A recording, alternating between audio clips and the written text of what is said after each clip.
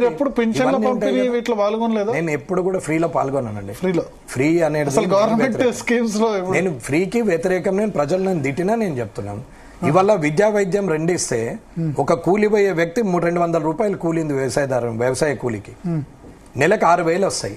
ఆయన ఖర్చు ఏముంటుంది చెప్పండి? రేషన్ ఉంది.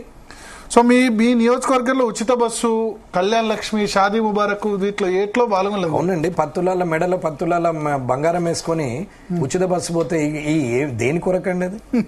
ఇలా నెలకు ₹1,00,000 జీతం ఉన్నటువంటి వ్యక్తి మా అక్క చెల్లె బస్ ఎక్కిపోతే ఏమిటికండి అది? ఎవరికి ఉపయోగపడాలి? అసలు ఏ స్కీమ్ ఎవరికి ఉపయోగపడాలి? మీనింగ్ లెస్ కాకపోతే ఏంది? మేము దీని మీద చాలా విస్తృతంగా అభిప్రాయం తీసుకుంటాం. మీరు మాకు పర్ఫెక్ట్ సూటబుల్ క్యాండిడేట్ అని అనిపించారు ఫ్రీబీస్ సంబంధించి. సో ఇప్పుడు ఉన్నవి అన్ని రద్దు చేయాలి. అసలు ఫ్రీ బీజ్ అవసరం లేదు. కళ్యాణ్ లక్ష్మి, షాదీ ముబారక్ ఏది అవసరం లేదు. మీరు విద్యా వైద్యం ఇవ్వండి, ఎవరిది వాళ్ళే చేసుకుంటారని. విద్యా వైద్యం ఇవ్వండి, సరిపోతుంది. ఇవాళ రేపట్లో ఏమైంది?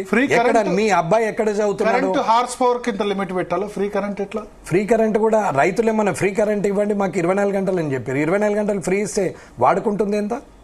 అసలు రైతులకు ఇచ్చిన కరెంట్ ఎంత? ఇండస్ట్రియలిస్ట్ కి వస్తున్న కరెంట్ ఎంత? ఇప్పుడు ఈ హైరేజ్లలో ఉన్న కరెంట్ ఎంత? ఒకసారి ఆలోచించండి. 4 ట్యూబులు 4 ఏసీలు నడిచే ఇల్లుకు గ్రామాల్లో 15 ఇండ్లు నడుస్తాయి. దాన్ని ఫ్రీ అనడం ఎందుకు? నేను అనేది ఏంటంటే ఫ్రీ అలవాటు చేయొద్దు. మనిషి అవకాశాన్ని ఎదురు చూసి ఆధారపడే ఆలోచన వస్తుంది తప్ప కష్టపడే ఆలోచన రాదు. కష్టపడడానికి అవకాశం ఇచ్చి ఒక సింగిల్ విండో ఓపెన్ చేయి, ఒకటే డోర్ నుంచి అన్ని చేయండి. ఒక చదువుకున్న అబ్బాయి నేను వ్యాపారం చేస్తా అనుకుంటే ఒక చిన్న టీ కొట్టు పెట్టుకుందామంటే తిరగాలి. ఫ్రీ బీస్ అన్ని వద్దంటే కామారెడ్డి కాన్స్టిట్యున్సీలో ఇప్పుడు ఫ్రీ బీ పొందుతున్న వాళ్ళందరూ మిమ్మల్ని వ్యతిరేకించారు. నేను ఎలక్షన్ స్పీచ్ లో నాకు ఓటేసే ముందే ఫ్రీ బీస్ లకు వ్యతిరేకం అని చెప్పిన. నేను డైరెక్ట్ ఓపెన్ నా ఫేస్బుక్ చూస్తే మీకు అన్ని అర్థమవుతుంది. నేను ఓపెన్ గా మాట్లాడినా, డైరెక్ట్ నేను చెప్పిన నాకే అవకాశం ఉంటే అన్ని రద్దు చేస్తానని చెప్పారు. అయినా ప్రజలు నాకు అవకాశం ఉంటే అని లేదు. నేను ఎమ్మెల్యేగా చేయగలిగింది నా సొంత నిధులతో ఏదైనా చేస్తాను తప్ప నేను ప్రభుత్వం నుంచి అద్దేస్తా ఇద్దేస్తా నేను ఇది చేస్తా రేపు పొద్దున ఫ్లైఓవర్ వేస్తా రైల్వే బ్రిడ్జ్ కడతా నేను చెప్పి ఎక్కడ వాగ్దానాలు ఏ ఒక్కటి ఇవ్వలేదు. నేను ఇచ్చిన వాగ్దానం వల్ల విద్యా వైద్యం ఫ్రీగా నేను నా సొంత డబ్బులతోని నేను ఏర్పాటు చేస్తా, రైతుకు కల్లాలు ఏర్పాటు చేస్తా అని చెప్పినా నేను చేస్తా కూడా ఖచ్చితంగా. కానీ మరి ఇప్పుడు గెలిచిన తర్వాత హ్యాపీగా ఉన్నారా కామారెడ్డి ప్రజలు? వరద విషయంలో ఏదో విమర్శలు వచ్చాయి మీ మీద, వరదలు ఆదుకోలేదు మీరు లేరు. నేను లేకపోవడం అని అంటే మరి ప్రజలను అడిగితే చెప్తారు. మీడియా ఏది చెప్తే అది నిజమైన అన్ని రోజులు నాకు తెలియదు. యాక్చువల్లీ అది మీడియా క్రియేట్ చేసింది. ఓపెన్ గా చెప్తున్నాము, మీడియా క్రియేట్ చేసింది. ఏడున్నాడు కాటిపల్లి అని పెట్టి హెడ్లైన్ పెట్టి స్పైసీ క్రేస్పీ చేసి కూలిపోతుంది మునిగిపోతుంది కామారెడ్డి అతలాకుతలం అయిపోయింది, ఆగమైన కామారెడ్డి వరివి ఆశ భాష ప్రాస అన్ని ఉపయోగించి దాన్ని దద్దరిల్లిపోయారు. ఆడ జరిగిందేదో అక్కడ ఉన్న లోకల్ ప్రజలకు తెలుసు కదా. నాకు ఓటో ఇష్టం లోకల్ ప్రజలే కదా, వాళ్ళకి నేను అర్థమైతే చాలు. నాకు యావత్ రాష్ట్రానికి ఎవరు నా దగ్గర డ్రంక్ అండ్ డ్రైవర్లు కూడా రారు. బండి పెనాల్టీస్ ఉంటే కూడా నాకు ఫోన్ చేయరు, కట్టేసి వెళ్ళిపోతారు. పోలీసులు కూడా ఎమ్మెల్యే గారికి ఫోన్ చేస్తా ఎమ్మెల్యే గారికి అనేవారు అని అంటే చెయ్యి అన్న చెయ్యి అంటారు. వాళ్ళు హ్యాపీగా ఉంటారు. చెయ్యి ఎందుకంటే కట్టించుకో అని చెప్తాడని వాళ్ళకి కూడా తెలుసు. ఇది డ్రంక్ అండ్ డ్రైవ్ కేసులు వస్తే యాక్సెప్ట్ చేయరు. ట్రిబుల్ రైడింగే రారన్న, డ్రంక్ అండ్ డ్రైవ్ దాకా ఎక్కడిది? ట్రిబుల్ రైడింగే రారు.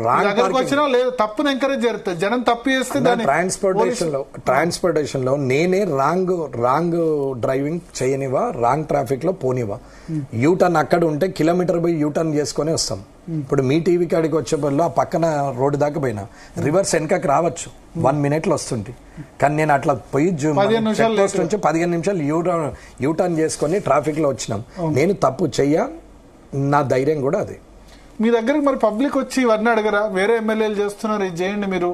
నేను క్లియర్ గా చెప్తాము, నేను తప్పు పనులు చేయనమ్మా. నీకు అన్యాయం జరిగితే కలెక్టర్ గానీ ఇంకా ముఖ్యమంత్రి గానీ నేను గట్టిగా మాట్లాడతా, కొట్లాడతా, నీ పక్షాన ఉంటా, నీకు పని చేపించి పెడతా. గానీ మీరు తప్పు చేస్తా అంటే నేను కనీసం ఒక్కరి గురించి కూడా నేను పని అట్లా చెయ్య తప్పు అని చెప్తాం.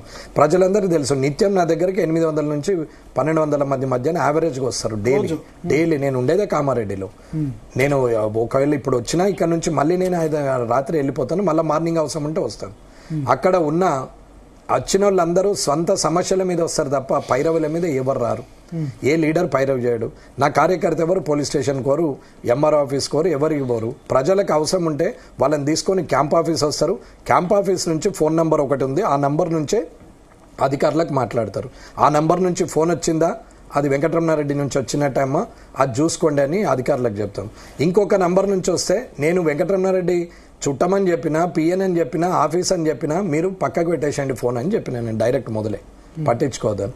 ఎవరు చేయరు. కావాలంటే మీరు అధికారులను అడగండి.